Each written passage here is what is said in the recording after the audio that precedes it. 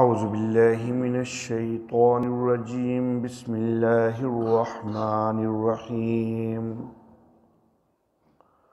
وَإِذْ قَالَ إِبْرَاهِيمُ رَبِّ أَرِنِي كَيْفَ تُحْيِي الْمَوْتَى قَالَ أَوَلَمْ تُؤْمِنْ قَالَ بَلَى وَلَكِنْ لِيَطْمَئِنَّ قَلْبِي قَالَ فَخُذْ أَرْبَعَةً مِنَ الطَّيْرِ فَصُرْهُنَّ إِلَيْكَ ثُمَّ اجْعَلْ عَلَى كُلِّ جَبَلٍ مِّنْهُنَّ جُزْءًا ثُمَّ ادْعُهُنَّ يَأْتِينَكَ سَعْيًا وَاعْلَمْ أَنَّ اللَّهَ عَزِيزٌ حَكِيمٌ۔ صدق اللہ مولانا العلی العظیم وبلغنا نبیہ ورسولہ الکریم۔ اور جب کہا ابراہیم علیہ السلام نے، اے میرے رب مجھے دکھا کس طرح تو زندہ کرتا ہے مردوں کو۔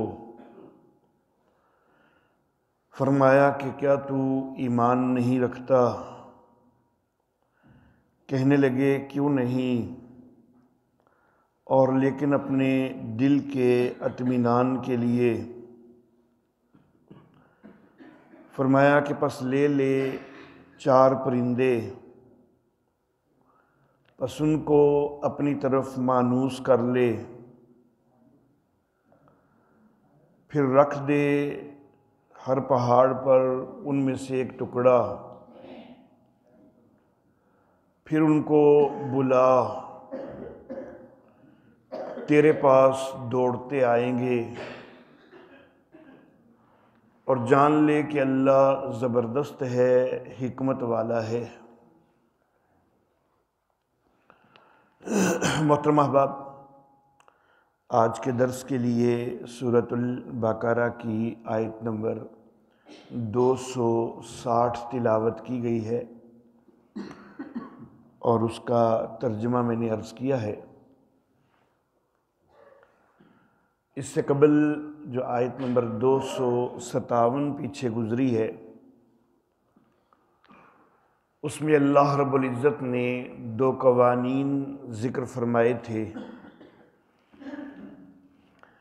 ایک قانون اہل ایمان کے حوالہ سے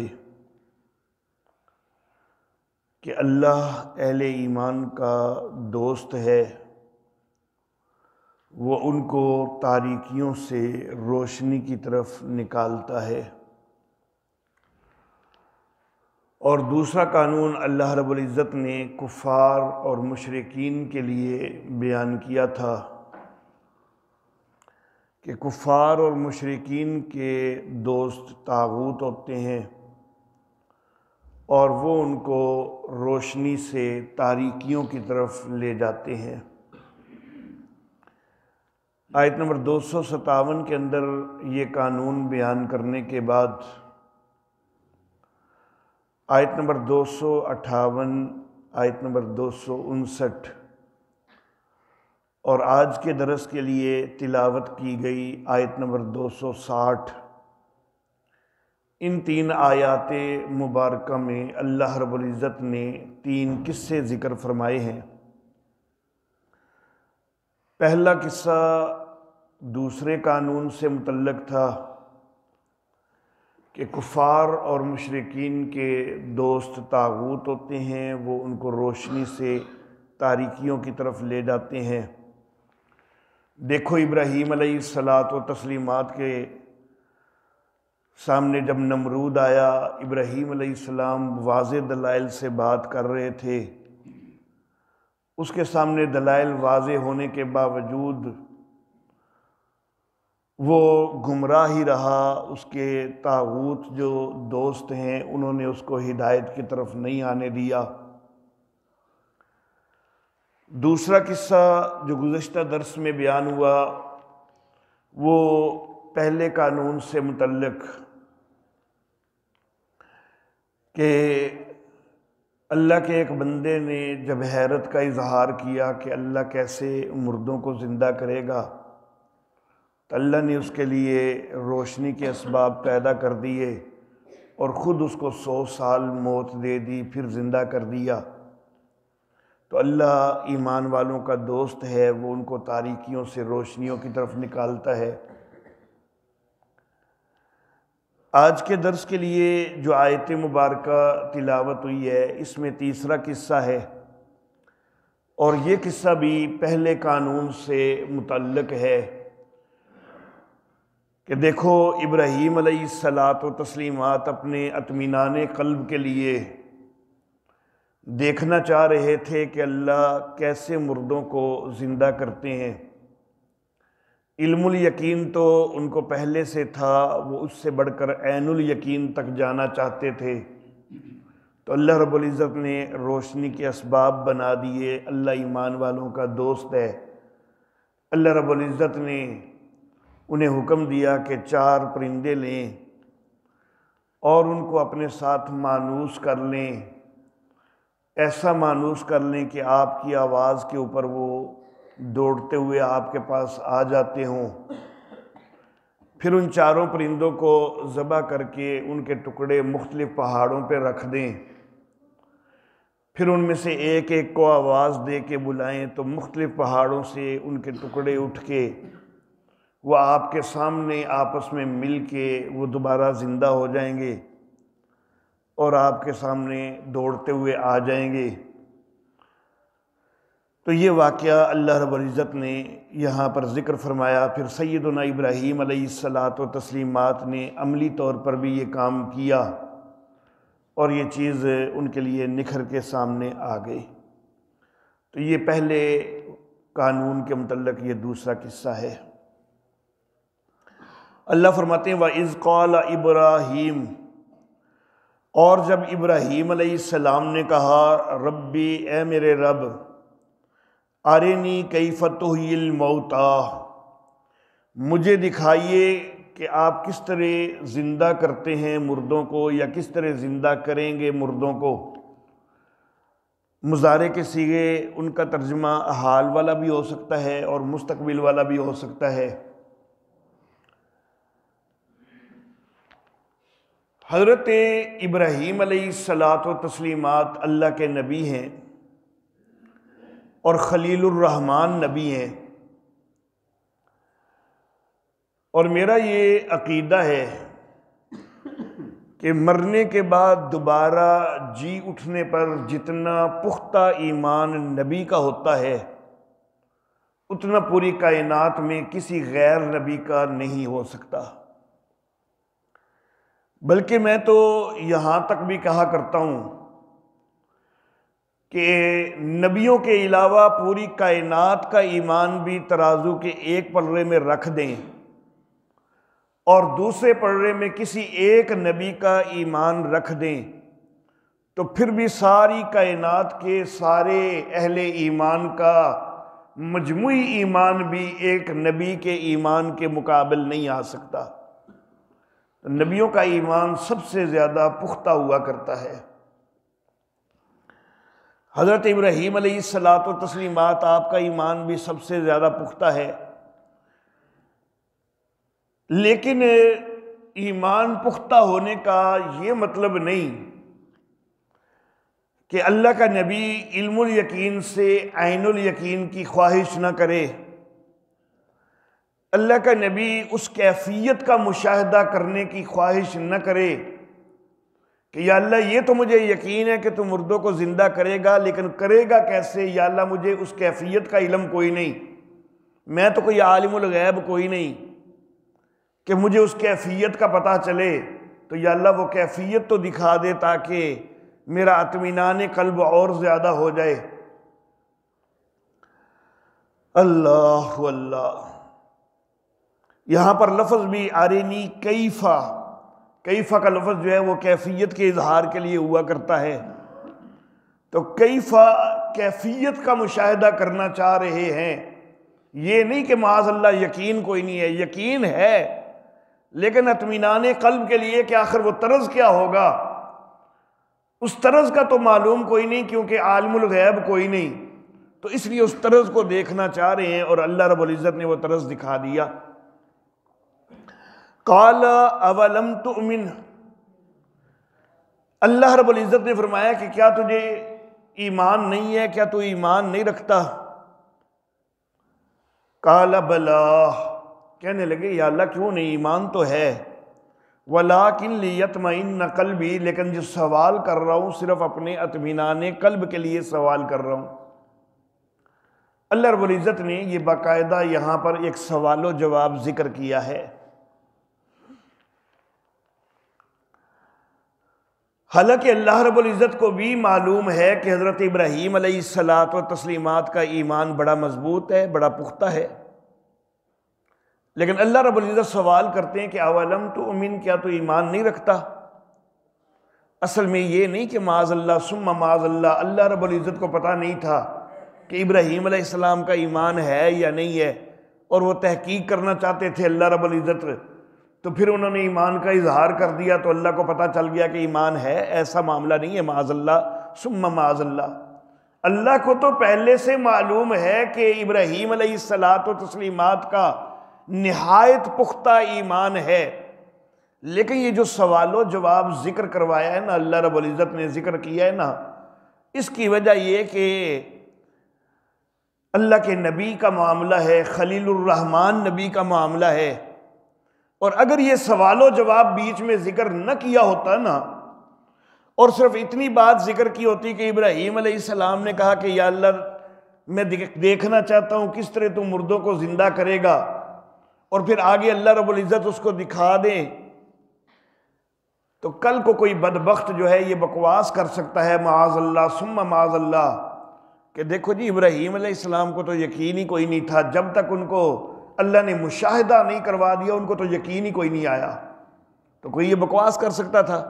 اس لیے اللہ رب العزت نے یہ سوال و جواب ذکر کیا تاکہ کسی کو یہ بکواس کرنے کا موقع نہ ملے کہ ابراہیم علیہ السلام کو اطمینان نہیں تھا، یقین نہیں تھا، ان کا ایمان مضبوط نہیں تھا۔ تو اس بکواس کا دروازہ بند کرنے کے لیے اللہ رب العزت نے باقاعدہ اس سوال و جواب کا یہاں پر تذکرہ فرمایا ہے کہ اللہ نے فرمایا کہ کیا تجھے ایمان نہیں ہے، کیا تو ایمان نہیں رکھتا؟ انہوں نے کہا کہ یا اللہ ایمان تو ہے، ایسا کوئی معاملہ نہیں ہے، لیکن یہ ہے کہ اپنا اطمینان قلب چاہتا ہوں۔ اللہ اللہ۔ اور اللہ رب العزت نے اس سے پہلے بھی ایک معاملہ یہ یہاں پر آیات مبارکہ کے اندر کیا ہے کہ جو آیت نمبر 258 کے اندر پہلا قصہ اللہ رب العزت نے ذکر فرمایا ہے نا کہ نمرود کے مقابلہ میں حضرت ابراہیم علیہ الصلاۃ و تسلیمات دلائل دے رہے ہیں، تو وہاں پر پہلی دلیل کیا دی کہ اذ قال ابراہیم ربی الذی یحیی و یمیت، جب ابراہیم علیہ السلام نے کہا کہ میرا رب تو وہ ہے کہ جو زندہ کرتا ہے مارتا ہے، تو حضرت ابراہیم علیہ الصلاۃ و تسلیمات کو تو اللہ رب العزت کے موت و حیات کے اوپر قادر ہونے کا اتنا یقین ہے کہ وہ تو اس کو اپنے لیے دلیل بنا رہے ہیں۔ تو یہ نہیں کہ ان کو معاذ اللہ یقین کوئی نہیں ہے، ان کو تو پختہ یقین ہے۔ اللہ نے اس واقعہ کو پہلے ذکر کر دیا تاکہ یہ پتہ چل جائے کہ موت و حیات کے اوپر پختہ یقین اور موت و حیات کے اوپر اللہ رب العزت کے قادر ہونے کا پختہ یقین حضرت ابراہیم علیہ السلام کو حاصل تھا، اتنے درجے کا حاصل تھا کہ وہ اس کو دلیل تک بھی بناتے ہیں۔ دلیل اسی کو بنایا جاتا ہے کہ جس کے اوپر حتمی یقین ہو۔ اللہ اللہ۔ اب سوال ایک اور یہ پیدا ہو جاتا ہے کہ یہاں پر سیدنا ابراہیم علیہ الصلاۃ و تسلیمات کی ناموس کا مسئلہ ہے کہ کوئی بکواس نہ کر دے کہ ابراہیم علیہ السلام کو یقین کوئی نہیں تھا، ابراہیم علیہ السلام کا ایمان مضبوط کوئی نہیں تھا، یہ بکواس ہونے کا امکان ہے، اللہ نے سد باب کر دیا، دروازہ بند کر دیا یہ سوال و جواب ذکر کر کے۔ تو سوال پیدا ہوتا ہے کہ حضرت عزیر علیہ السلام بھی تو آخر اللہ کے نبی ہیں، یا اگر وہ واقعہ جو گزشتہ آیت میں ذکر ہوا ہے وہ یرمیہ علیہ السلام کا ہے تو وہ بھی تو اللہ کے نبی ہیں، تو کوئی بکواس ان کے متعلق بھی تو کر سکتا ہے۔ تو وہاں پر اللہ رب العزت نے اس طرح کا سوال و جواب کوئی نہیں ذکر کیا کہ عزیر یا یرمیہ کیا آپ کو ایمان نہیں ہے، کہ آپ ایمان نہیں رکھتے، اور انہوں نے اظہار کیا ہو کہ یا اللہ ایمان تو ہے لیکن اپنے اطمینان قلب کے لیے دیکھنا چاہتے ہیں۔ وہاں یہ سوال نہیں ذکر ہوا، حالانکہ ہیں تو وہ بھی نبی نا، خواہ وہ حضرت عزیر علیہ السلام ہیں، خواہ وہ حضرت یرمیہ علیہ السلام ہیں تو نبی۔ اللہ اللہ۔ تو اس کے دو جواب دینا چاہوں گا۔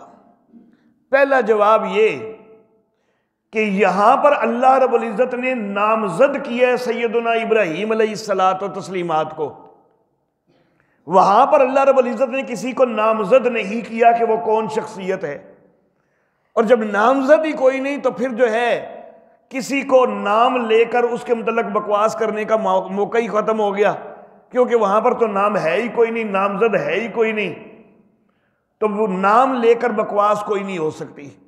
ایک جواب تو یہ، اور دوسرا جواب یہ کہ اللہ رب العزت حضرت ابراہیم علیہ الصلاۃ والتسلیمات کے واقعہ میں جب اس سوال و جواب کا تذکرہ کر رہے ہیں نا، تو یہ چیز جو ہے یہ دونوں واقعات سے متعلق ہوگی کہ اللہ رب العزت یہاں پر یہ تذکرہ کر کے واضح کر رہے ہیں کہ بھائی نبیوں کو ایمان تو پورا ہوتا ہے، لیکن نبی اگر اس طرح کا سوال کرتے ہیں تو بس اطمینان قلب کے لیے کرتے ہیں۔ تو جس طرح ابراہیم علیہ السلام نے صرف اطمینان قلب کے لیے سوال کیا ہے، تو پچھلے واقعہ میں بھی وہ یرمیہ ہیں یا عزیر ہیں، انہوں نے بھی جو سوال کیا وہ اطمینان قلب کے لیے ہی کیا ہے۔ ایک بات کو اگر ایک دفعہ بھی ذکر کر دیا جائے تو وہ دونوں چیزوں سے متعلق ہو جایا کرتی ہے جب قرائن سامنے آ رہے ہوں۔ تو جب سلسلہ دلائل ایک ہی انداز کا ہے تو پھر قرینہ ہے کہ جس طرح یہاں صرف اطمینان قلب کے لیے سوال ہے تو وہاں پر بھی صرف اطمینان قلب کے لیے سوال ہے۔ تو اس لیے ایک جگہ پر ذکر کر کے ہی دونوں نبیوں کے حوالہ سے اللہ رب العزت نے سد باب فرما دیا ہے۔ اللہ اللہ۔ قال اولم تؤمن، اللہ نے فرمایا کیا ابراہیم کیا آپ ایمان نہیں رکھتے؟ قال بلا، ابراہیم علیہ السلام نے کہا کہ کیوں نہیں، ولیکن لیطمئن قلبی، لیکن میں اپنے قلب کا اپنے دل کا اطمینان چاہتا ہوں۔ اور اس کی میں نے وضاحت کر دی کہ کیفیت دیکھ کر علم الیقین سے عین الیقین کے درجے میں جانا چاہ رہے تھے۔ قال فخذ اربعۃ من الطیر، اللہ رب العزت نے فرمایا کہ پھر 4 پرندے لے لے۔ اب یہاں پر اللہ رب العزت نے بس 4 پرندے فرمایا، اللہ نے نام نہیں لیے کہ کون کون سے 4 پرندے تھے۔ اور میں نے گزشتہ درس میں بھی یہ بات عرض کی تھی کہ میرے والد محترم حضرت قاضی عصمت اللہ عاصمہ اللہ تعالی وہ یہ بات فرمایا کرتے تھے کہ جہاں اللہ اجمال سے کام لیتے ہیں نا تو وہاں پر پھر 100% تعین کبھی نہیں ہو سکتا۔ یہاں پر بھی اللہ نے اجمال سے کام لیا، بس 4 پرندے ہیں، کون سے اللہ نے نہیں بتائے، تو کوئی بھی اس کا حتمی تعین نہیں کر سکتا۔ قرآن حکیم میں نام آ جاتے حتمی تعین ہو جاتا، یا کسی صحیح حدیث میں نام آ جاتا تو حدیث جو ہے وہ بھی وہی خفی ہوتی ہے، وہ بھی اللہ کی طرف سے ہوتی ہے، کیونکہ نبی اپنی مرضی سے تو کچھ بولتے نہیں ہیں، وَمَا يَنْتِقُ عَنِ الْهَوَىٰ إِنْ هُوَ إِلَّا وَحْيٌ يُوحَىٰ، تو وہ جو ہے حتمی یقین ہو جاتا۔ لیکن جب کسی صحیح حدیث کے اندر کسی ان 4 پرندوں کا ذکر موجود کوئی نہیں کہ کون کون سے تھے، قرآن حکیم کی کسی آیت میں ذکر کوئی نہیں کہ کون کون سے تھے، تو پھر ان کا حتمی تعین جو ہے وہ کبھی نہیں ہو سکتا۔ اللہ اللہ۔ بہت سارے مفسرین نے یہاں پر بڑی ساری آراء ذکر کی، لیکن میرے خیال میں ان آراء کی طرف درپے ہونے کی ضرورت ہی کوئی نہیں کہ وہ 4 پرندے کون کون سے تھے۔ اور میں یہاں پر یہ بھی کہنا چاہوں گا کہ شاید اللہ رب العزت جو بعض اوقات اجمال سے کام لیتے ہیں، جیسا کہ یہاں پر بھی اجمالاً کہہ دیا اللہ نے کہ 4 پرندے لے لیں، نام نہیں بتائے، تو بعض اوقات اللہ رب العزت جو اجمال سے کام لیتے ہیں شاید اس سے مقصود اللہ رب العزت کا یہ سمجھانا بھی ہو کہ بھائی جن چیزوں کا تمہارے ایمان اور احکام کے ساتھ کوئی تعلق کوئی نہیں، ان کی باریکیوں کے اندر کوئی اتنا پڑھنے کی ضرورت کوئی نہیں ہوا کرتی۔ اللہ کو تو معلوم تھا نا کہ یہ 4 پرندے کون سے ہیں، اور اللہ کے لیے تو کوئی مشکل نہیں تھا کہ 4 پرندوں کے نام بھی لے دیتے، لیکن اس کا کوئی ہمارے ایمان سے کوئی تعلق ہے؟ اگر ہمیں پتہ چل جاتا ہے کہ یہ 4 پرندے کون کون سے ہیں تو کیا ہمارا ایمان کوئی بڑھ جائے گا؟ اور اگر ہمیں پتہ کوئی نہیں چلتا تو کیا ہمارا ایمان کوئی کمزور ہو جائے گا؟ کوئی فرق نہیں پڑتا۔ یا کیا کوئی شرعی مسئلہ، کوئی شرعی حکم متاثر ہو جاتا ہے؟ ہمیں پتہ ہونے یا نہ ہونے پر کچھ بھی نہیں ہوتا۔ اگر ہمیں پتہ ہے کہ یہ 4 پرندے کون کون سے ہیں تب بھی کوئی شرعی حکم متاثر نہیں ہوتا۔ اگر پتہ نہیں ہے کہ یہ 4 پرندے کون کون سے ہیں تب بھی کوئی شرعی حکم متاثر کوئی نہیں ہوتا۔ تو اللہ رب العزت اجمال سے کام لے کے سمجھانا چاہتے ہیں، اور میں کہنا چاہوں گا کہ خاص طور پر مولویوں کو سمجھانا چاہتے ہیں، کیونکہ اس طرح کی باریکیوں میں زیادہ جو ہے وہ مولوی بحثیں کرتے ہیں کہ جی اصحاب کہف دے کتے دا رنگ کی سی، بھائی تینوں کی سی رنگ، کیا ضرورت ہے اس بحث میں پڑھنے کی؟ جو بھی رنگ تھا بس ایک کتا تھا، اس میں بحث میں پڑھنے کی۔ حضرت موسیٰ علیہ السلام دی لاٹھی کتنے فٹ لمبی سی؟ بھائی جتنے فٹ بھی لمبی تھی، اس بحث میں پڑھنے کا آپ کو کوئی فائدہ ہونا ہے؟ اس کے اوپر جو ہے وہ آپ اپنا وقت ضائع کرو گے، کیا فائدہ ہوگا؟ تو اس طرح کی فضول بحثیں جو ہیں ان کے اندر پڑھنے کی ضرورت کوئی نہیں ہوا کرتی۔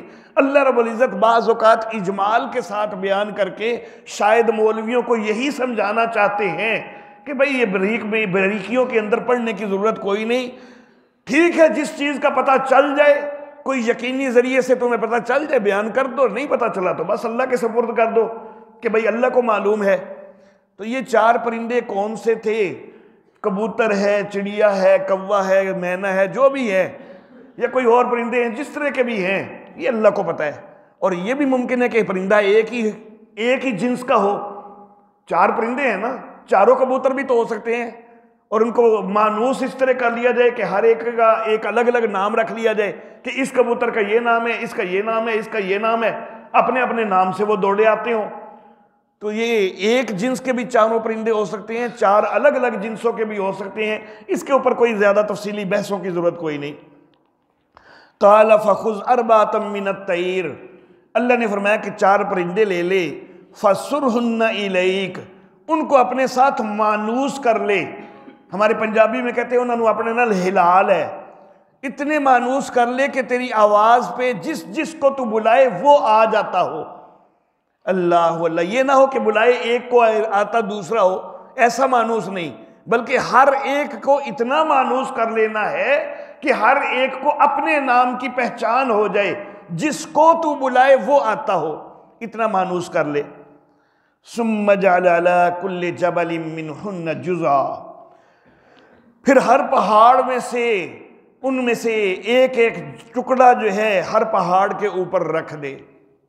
بعض نے یہ بھی ترجمہ کیا ہے کہ 4 پہاڑوں میں سے ایک ایک پہاڑ کے اوپر ایک ایک پرندہ رکھ دے، لیکن قرآن حکیم کا جو اسلوب ہے تو اس میں کل جبل منہن جزءا کا لفظ ہے، تو منہن جزءا کا مطلب وہ بظاہر یہی لگتا ہے کہ 4 کے ٹکڑے کیے جائیں اور پہاڑوں کے اوپر 4 کے ٹکڑے رکھے جائیں۔ یہ نہیں کہ ایک پہاڑ پر ایک پرندہ پورا رکھ دیا جائے، دوسرے پہاڑ پر پورا دوسرا پرندہ رکھ دیا جائے، اگرچہ بعض مفسرین نے یہ بھی ذکر کیا ہے، لیکن قرآن کے اسلوب سے بظاہر یہی لگتا ہے کہ اللہ رب العزت کا حکم یہ ہے کہ ان کو ذبح کریں، ذبح کر کے ان کے ٹکڑے کریں، اور ہر پہاڑ کے اوپر جو ہے وہ 4 کا کوئی نہ کوئی ٹکڑا ہونا چاہیے۔ ایک پہاڑ پر بھی 4 کا کوئی نہ کوئی ٹکڑا ہو، دوسرے پہاڑ پر بھی 4 کا کوئی نہ کوئی ٹکڑا ہو۔ اب اللہ رب العزت نے لفظ یہاں پر استعمال فرمایا علی کل جبل، ہر پہاڑ کے اوپر رکھ دے۔ اب اس آیت مبارکہ کو سن کر جو ذرا سا بھی شعور رکھنے والا ہے تو کیا وہ یہ سمجھے گا کہ پوری کائنات میں ابراہیم چکر لگانا اور پوری کائنات کے اندر جتنے پہاڑ ہیں ہر پہاڑ کے اوپر اس پرندے کا ایک ایک ٹکڑا پہنچانا تیری ذمہ داری ہے، ضرور ہر پہاڑ کے اوپر پہنچنا چاہیے؟ کیا اس کا یہ مطلب کوئی لے سکتا ہے؟ جو بھی اس کو پڑھے گا نا وہ یہی سمجھے گا کہ جو قریب قریب کے پہاڑ ہیں بس وہ مراد ہے کہ یہ قریب قریب کے سارے پہاڑوں پر ایک ایک ٹکڑا ہر پرندے کا رکھ دے۔ یہ کوئی بھی اس سے مراد نہیں لے گا کہ بھئی پوری دنیا میں ابراہیم جا کے چکر لگائیں اور ایک پرندے کے بھی اتنے ٹکڑے کریں کہ وہ ہر پہاڑ کے اوپر ایک ایک ٹکڑا اس کا آ جائے، دوسرے پرندے کے بھی اتنے ٹکڑے کریں کہ اگر زمین کے اوپر اگر 1000 لاکھ جتنے بھی پہاڑ ہیں اتنے ٹکڑے کریں اور ہر پہاڑ کے اوپر ایک ایک ٹکڑا آ جائے، ایسا کوئی حکم نہیں ہے۔ جو بھی اس آیت کو پڑھے گا نا وہ یہی سمجھے گا کہ مراد یہ ہے کہ یہ جو جتنے قریب قریب پہاڑ نظر آ رہے ہیں نا جو قریب قریب موجود ہیں ان پہاڑوں کا تذکرہ ہو رہا ہے کہ ان سارے پہاڑوں پہ اوپر ایک ایک ٹکڑا ان پرندوں کا رکھ دیں۔ تو لفظ تو کل ہے، لیکن کل سے مراد صرف قریب قریب کے جو سامنے کے پہاڑ ہیں وہ ہیں، پوری دنیا کے سارے پہاڑ جو ہے مراد نہیں ہیں۔ اللہ اللہ۔ تو سورۃ البقرہ کی ابتدا کے اندر ہی اللہ رب العزت نے جہاں پر یہ بات فرمائی ہے کہ وَعَلَّمَ آدَمَ الْأَسْمَاءَ كُلَّهَا، آدم علیہ السلام کو اللہ نے سارے نام سکھا دیے۔ اب وہاں پر بھی لفظ کل ہے نا، یہاں پر بھی لفظ کل ہے کہ سارے۔ اب جس طرح یہاں سارے پہاڑ کا لفظ ہے لیکن پوری دنیا کے سارے پہاڑ مراد کوئی نہیں، تو وہاں سے بھی یہ کہنا کہ دیکھو جی سارے نام جب بتا دیے گئے نا، تو ابراہیم علیہ سے حضرت آدم علیہ السلام تو پھر عالم الغیب ہو گئے نا، ان کو تو ساری کائنات کا علم دے دیا گیا، سارے نام بتا دیے گئے، تو ساری چیزوں کی حقیقت کا علم ہو گیا نا، تو وہ وہاں سے ثابت کوئی نہیں ہوتا۔ کل کا لفظ ہمیشہ ہر چیز کے لیے نہیں ہوا کرتا۔ لفظ یہاں پر بھی کل ہے لیکن چند پہاڑوں کے لیے ہے، اسی طرح وہاں پر بھی علم آدم الاسماء کلہا لفظ کل ہے، لیکن مراد صرف یہ ہے کہ جو حضرت آدم علیہ السلام کی اس وقت کی ضرورت کی چیزیں تھیں، جو وہاں چیزیں موجود تھیں، ان ساری چیزوں کے نام بتا دیے۔ یہ مراد نہیں ہے کہ قیامت تک کے آنے والی ہر چیز کا، ہر بندے کا نام بتا دیا گیا ہو، یہ ضروری کوئی نہیں، یہ لازم کوئی نہیں آتا اس سے۔ کل کے لفظ سے ہر چیز مراد کوئی نہیں کہ جی کمپیوٹر کا بھی نام حضرت آدم علیہ السلام کو بتا دیا، موبائل فون کا نام بھی حضرت آدم علیہ السلام کو بتا دیا ہو، یہ مائک کا نام بھی، لاؤڈ سپیکر کا نام بھی بتا دیا ہو۔ نہیں بھائی، جن چیزوں کی اس وقت حضرت آدم علیہ السلام کو ضرورت تھی ان ساری چیزوں کے نام بتا دیے۔ اور اگر فرض کرو ایک لمحے کے لیے میں مان بھی لوں کہ پوری کائنات کی ہر چیز کا نام بتا دیا گیا، ہر بندے کا نام بھی بتا دیا گیا، اگر فرض کرو ایک لمحے کے لیے میں مان بھی لوں، تو صرف نام بتانے سے علم آ جاتا ہے؟ صرف نام بتا دینے سے سارا کلی علم کدھر سے آ جاتا ہے؟ تو وہاں پر صرف زیادہ سے زیادہ جو ذکر ہے وہ تو ناموں کا ذکر ہے، اس میں عالم الغیب ہونے کا کدھر سے جو ہے وہ سوال پیدا ہو گیا۔ قرآن حکیم کا نام آپ میں سے کسی کو نہیں آتا؟ سب کو آتا ہے، تو پھر یہاں پر درس سننے کیوں آتے ہیں؟ جب نام آنے سے اس کا سارا علم آ جاتا ہے، اگر نام آنے سے قرآن کا سارا علم آپ کے اندر آ جاتا ہے تو پھر آپ کو درس سننے کے لیے تو تشریف لانے کی ضرورت کوئی نہیں نا۔ اللہ اللہ۔ میرا نام آپ احباب کو اکثر کو معلوم ہے، جن کو نہیں معلوم میں بتا رہا ہوں، لکال محسن زاہد میرا نام ہے۔ اب کیا میرے سارے حالات زندگی معلوم ہو گئے آپ کو؟ کیا میرے جذبات معلوم ہو گئے؟ کیا میرا کردار معلوم ہو گیا؟ کیا معلوم ہوا ہے آپ کو؟ نام معلوم ہونے سے ساری حقیقت نہیں معلوم ہو جایا کرتی۔ یہ موبائل فون کا نام ہمیں معلوم ہے تو کیا ہمیں اس کے اندر کے سارے فنکشن کا علم ہے؟ ہمیں تو اس کے سارے پروگرامز کا بھی علم کوئی نہیں ہوتا۔ اللہ اللہ۔ تو نام آ جانے سے کلی علم حاصل کوئی نہیں ہو جاتا۔ تو ثم جعل علی کل جبل منہن جزءا، پھر ان میں سے ہر پہاڑ پر اس کے ایک ایک ٹکڑا ان میں سے رکھیے، یعنی جتنے قریب قریب پہاڑ ہیں چاروں پرندوں کا ایک ایک ٹکڑا ہر پہاڑ پہ ہو۔ ثم ادعوہن، پھر ان کو بلائیے، یاتینک سعیا، وہ دوڑتے ہوئے آ جائیں گے آپ کے پاس۔ ایک کا نام لیں گے تو اس کے اعضاء، اس کے جو ٹکڑے ایک پہاڑ پہ رکھا ہوا ہے، کوئی دوسرے پہاڑ پہ رکھا ہوا ہے، کوئی تیسرے پہاڑ پہ رکھا ہوا ہے، اس پرندے کے سارے اعضاء اٹھیں گے، کسی اور پرندے کے اعضاء نہیں اٹھیں گے۔ جس کا آپ نام لیں گے، اعضاء جو ہیں وہ آپ نے ایک ہی پہاڑی کے اوپر سارے گڈ مڈ کر کے رکھ دیے، لیکن اس میں سے صرف وہ والے اعضاء نکلیں گے کہ جس کا نام آپ نے لیا ہے، اور اس کے اعضاء نکلیں گے، آپ کے سامنے جڑیں گے، جڑ کے دوڑتے ہوئے آپ کے پاس آ جائے گا، زندہ ہو کے آ جائے گا۔ پھر دوسرے کا نام لیں گے تو دوسرے کے اعضاء اٹھیں گے، تیسرے کا نام لیں گے تیسرے کے جز اٹھیں گے، چوتھے کا نام لیں گے تو پھر چوتھے کے اٹھیں گے۔ پہلے کا نام لینے پر دوسرے تیسرے چوتھے کا کوئی جسم کا ٹکڑا وہ نہیں ہلے گا، وہ نہیں اٹھے گا۔ دوسرے کا نام لینے پر تیسرے چوتھے کا کوئی نہیں اٹھے گا۔ اللہ اللہ۔ یاتینک سعیا، پرندے ہیں تو پرندے تو اڑتے ہیں، اللہ کہہ رہے ہیں دوڑتے ہوئے آئیں گے. تو یہ تیزی سے آ جانا اس سے استعارہ ہے کہ پلک جھپکنے میں بھی یہ سارا معاملہ ہو سکتا ہے، بڑی تیزی سے یہ سارا معاملہ ہو سکتا ہے. آپ جو ہی نام لیں فوراً جو ہے وہ سارے وہ ان کے ٹکڑے اکٹھے ہوں، فوراً ملیں اور وہ سارے جو ہے وہ زندہ ہو کے واپس آ جائیں. وَعْلَمْ أَنَّ اللَّهَ عَزِيزٌ حَكِيمٌ، اور جان لے کہ اللہ زبردست ہے، حکمت والا ہے. دو لفظ اللہ نے استعمال فرمائے، ایک زبردست یہ اللہ کی قدرت کا اظہار ہے، دوسرا حکمت والا ہے یہ اللہ کے علم کا اظہار ہے. ان دو چیزوں کا اللہ رب العزت قرآن حکیم میں اکثر اکٹھا ذکر کرتے ہیں، ایک اللہ کی قدرت اور اختیار اور دوسرا اللہ کا علم. اللہ اللہ. حضرت ابراہیم علیہ الصلاۃ و تسلیمات اللہ کے نبی ہیں، اور اللہ کے نبی پہلے سے جانتے ہیں کہ اللہ عزیز بھی ہیں، اللہ حکیم بھی ہیں، اللہ زبردست ہیں، اللہ حکمت والے ہیں. حضرت ابراہیم علیہ السلام کو پہلے سے کامل یقین ہے، لیکن ہمیں سمجھانا مقصود ہے کہ اللہ کی قدرت کے اوپر کامل یقین اتنی اہم چیز ہے، اللہ کے علم کے اوپر، کلی علم کے اوپر کامل یقین اتنی اہم چیز ہے کہ نبی جو کہ پہلے بھی ایمان رکھتے ہیں اور پختہ ایمان رکھتے ہیں، میں تو ان کو بھی مزید تاکید کرتا ہوں، جن کا پہلے بھی بڑا پختہ ایمان ہے میں ان کو بھی مزید تاکید کرتا ہوں کہ ان چیزوں کے اوپر خصوصی طور پر مضبوط اور پختہ ایمان ہونا چاہیے کہ ہر چیز کے اوپر قادر ہے تو اللہ ہے، اور ہر چیز کا علم رکھنے والا ہے تو اللہ ہے. تو پھر ایمان والو تمہیں بھی ان کے اوپر پختہ رہنا چاہیے. اللہ کے علاوہ غیروں کو مختار کل نہ ماننے لگ جاؤ، اللہ مختار کل اور قادر ہے. اللہ کے سوا غیروں کو عالم الغیب نہ ماننے لگ جاؤ، اللہ عالم الغیب ہے. اللہ اللہ. ایک آخری بات جو ہے وہ تھوڑی سی کر دوں. میرا اللہ چاہے تے مردے پرندیاں نو بھی سنا دوے. میرا اللہ چاہے، ابراہیم علیہ السلام نام لیتے ہیں تو مردہ پرندہ زندہ ہو کے اٹھ کے آ جاتا ہے.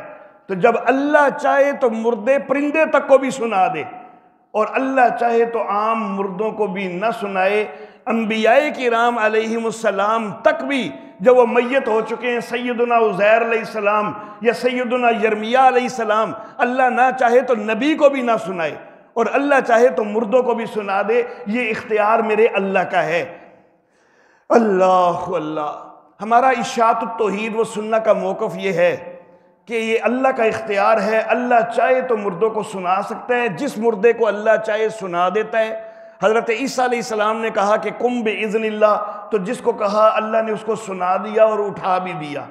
تو اللہ چاہے تو سنا دے، لیکن اللہ نہ چاہے تو اللہ رب العزت نے ہمیشہ کے اندر ان کے اندر کوئی طاقت ایسی کوئی نہیں رکھ دی ہوئی کہ وہ خود سنتے ہوں، بلکہ یہ اللہ کی مشیت کے اوپر موقوف ہے. جب اللہ چاہے تو کسی مردے کو بھی سنا سکتا ہے، اور اللہ چاہے تو کوئی زندہ بھی ہو نا تو اس کی سماعتیں بھی اللہ سلب کر سکتا ہے.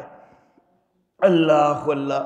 اور جو سماع موتا کے حوالہ سے مناظرے اور بحثیں کرنے والے ہیں، صرف اتنا سوال ان سے پوچھ لیجئے کہ بھئی اللہ نہ چاہے تے تاں بھی سن دینے، اللہ نہ چاہے تے تاں بھی سن دینے. تو یقیناً ان کو کہنا پڑے گا نہیں جی پھر تے نہیں سن دے.